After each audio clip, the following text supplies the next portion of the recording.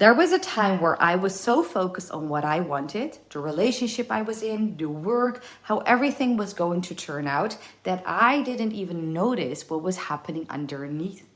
Every day I poured myself into it, and every day, without realizing, I drifted a little further from myself. That is what nobody tells you about wanting something too badly.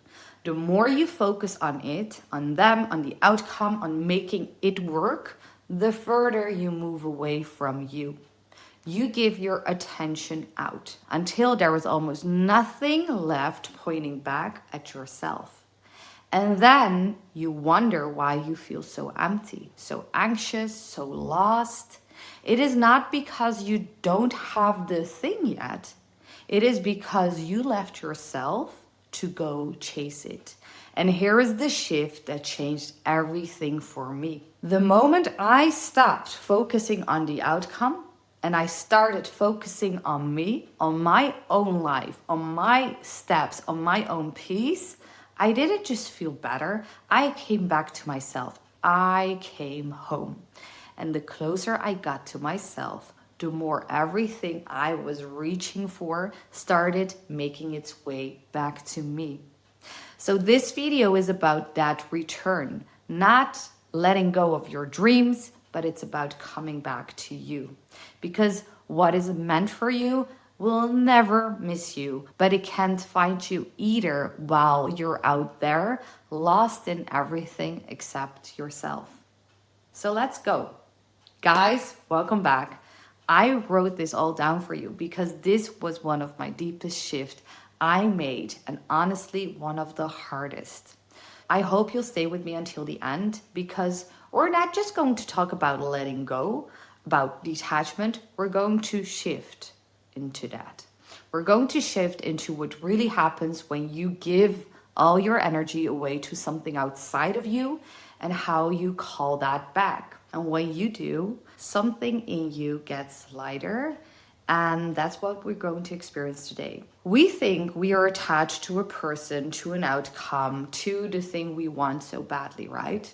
But in my opinion, you are not attached to the thing. You're attached to who you think you'll finally be once you have it. For example, if it works out, then I will be enough. If they choose me, then I will be okay. If I get there, then I can finally rest. And so you chase it, you pour everything into it, but every bit of energy you send out toward that thing is energy you're taking away from yourself. You are abandoning yourself a little more each day, hoping that something out there will hand you back the peace you stopped giving yourself.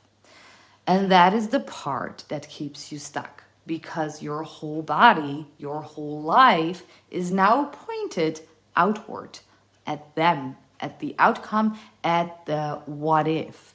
And you're telling yourself without even knowing it, I am not okay until this comes. And life, God, the universe, whatever resonates with you, it doesn't meet you out there in the chasing. It meets you right here in yourself the moment you come back. This is such a deep shift, guys, and I'm glad you're here. And here is how you actually detach that easily. Detaching is not doing nothing. I really want to be clear about that. If you think I'll just let go, I'll sit back and I wait, that is not it. That is not surrender. That is giving up. We are not talking about that. And these things are two completely different things because faith without your feet moving is just hoping, and moving without faith is running. So there's a balance, and here's the truth. The power was always in both. And I hope this lands because you still show up, but you stop pouring your whole self into the outcome. You stay rooted in your own life while you reach out for that dream instead of leaving yourself behind to go get it. So in the moment you feel that pull to check, to chase, to abandon yourself again for something out there, you sit and you ask yourself one quiet question, and that is, where is my energy right now? Is it out there chasing, leaving myself? Or is it here with me where my power lies? And then you bring it back to yourself, back to your own life. You call it back to the one person who has been waiting this whole time for you to come home. And that is you, my friend. And here is the part I really want you to feel. Because you might be thinking, okay, Bushra, so, I just focus on me, on what? Do I wait? What? And I want to reframe that for you completely, because I believe that patience is not passive. It is not sitting there empty, hoping something really changes. Real patience is the most active, most powerful state there is, because patience is you still showing up, still doing your part, still living your life, but no longer letting the restlessness drag you back out of yourself.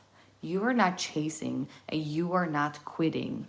You are living your life and you're trusting at the same time. And that is patience. When I talk about this, the image I see clearly is the seed in dark soil, and it doesn't panic. It just is there, and it doesn't hustle, but it trusts its own timing. It stays with itself. And there is a part of that same trust living inside of you. It is not the waiting. It is staying with yourself while it unfolds. So patience is your superpower, my friend. We think that the goal is to get the thing, right? To get the outcome, the person, the proof. But that was never the real goal. The goal was never to go get the thing. The goal is to come back to yourself fully, that you no longer abandon yourself to get it. Those are completely different things.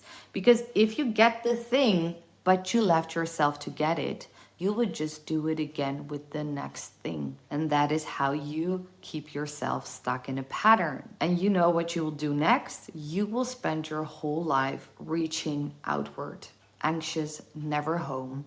But when you stop leaving yourself, when your energy is finally pointing back at you, at your own life, your own peace, no matter what the outcome is, then it doesn't decide your worth anymore, because you finally realize without it, you are already whole.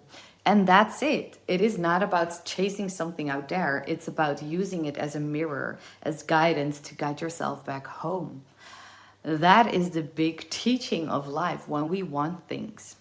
And here is the beautiful part, because the version of you, the one who did not abandon her or himself, who is full, who is home in their own life, that is the version everything is drawn to. The best things chase them, because that is how aligned they are, no matter what. Not everything you imagined, but everything that's aligned. The best things you cannot even imagine yet. So this is the work. You stay with yourself while having intentions, while having these dreams, but you do not lose yourself in it. You do your part and you trust the rest. Because I truly believe that a closed door is not rejection, never is, never will. It is protection. And everything that's truly meant for you is just waiting for you to align first, so it knows where to find you. So today's message is to come home to yourself, to come back to yourself,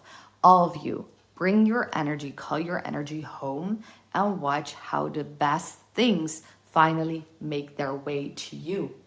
And it's, again, not what you think, it is better than that. Because you expand yourself to the openness. And when you are open and at peace with yourself, you get out of the resistance and you allow things to enter into your reality. But it starts with you showing up for yourself from that right energy, from changing yourself from within instead of needing and chasing, fully trusting, allowing, and still taking the right actions. Because God, the universe, doesn't change your life until you change yourself from within. Okay?